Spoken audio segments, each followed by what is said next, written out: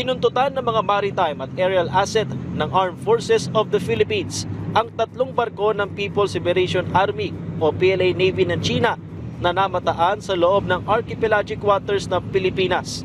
Kabilang dito ang Renhai-class cruiser guided missile, Fuji-class replenishment oiler at Jiangkai-class frigate. Simula noong February 1 na monitor ang mga warship ng China na dumaan sa bahagi ng Cuyo Island sa Palawan patungong Basilan Strait at isa rito ay nanggaling sa Bajo de Masinloc. Palabas na mga ito ng Exclusive Economic Zone ng Pilipinas na huling namataan 120 nautical miles mula sa Basilan at posibleng patungo ng Indonesia para sa isang pagsasanay. Bagamat katanggap-tanggap ang pagdaan sa archipelagic sea lanes ng iba't ibang barko, iginiit ng AFP na walang diplomatic coordination ang pagtawid ng mga barko ng China. Hindi rin daw expeditious ang naging takbo ng mga ito na naglayag lamang ng 5 to 6 knots at may tuturing na paglabag. They could have traveled expeditiously. They were challenged all the way. They replied but not in accordance to standard procedures. Standard procedure is that you would identify yourself, you would state where you came from, where you're heading to. The only reply given to Western Mindanao Command was that they are exercising freedom of navigation and innocent passage. There is no cause for alarm as we are prepared to respond effectively to any developments. Binuntutan naman ng Philippine Coast Guard ang 2 barko ng China Coast Guard hanggang makalabas sa mga ito sa Exclusive Economic Zone ng Pilipinas.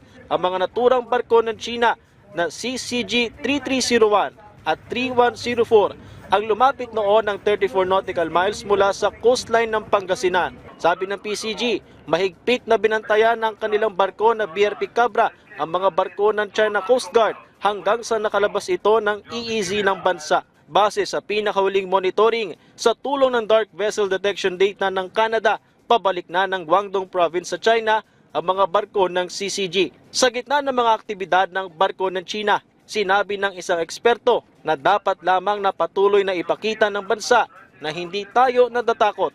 Kahit nagdadaan lang sila, papakita natin na tayo'y nagbabantay pa rin at naninindigan pa rin na kung nadaan sila, dapat ayon sa batas din ang kanilang pakikiraan. Tuloy-tuloy lang ang ating tinatawag na vigilance, no, yung ating pagbabantay. Dahil oras na may ginawa sila na labag sa ating batas at labag sa ating security, may karapatan tayo na umaksyon para proteksyonan ng ating security, no? After all, sila yung nandito sa lugar natin, no? So tayo yung may karapatan kung sakaling may mga mangyayari.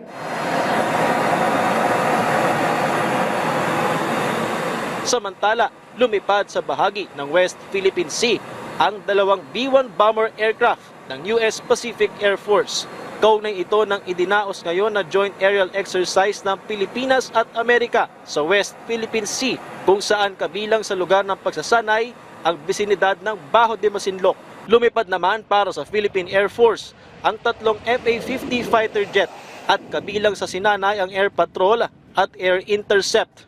As for us, we are doing this training based on international rules-based order and based on protocol. So we will just continue on regardless of the action of other foreign actors. Sabi ng PAF, walang naging radio challenge at wala ring namataan ng aircraft ng China sa kasagsagan ng pagsasanay. Patrick De Jesus para sa Pambansang TV sa Bagong Pilipinas.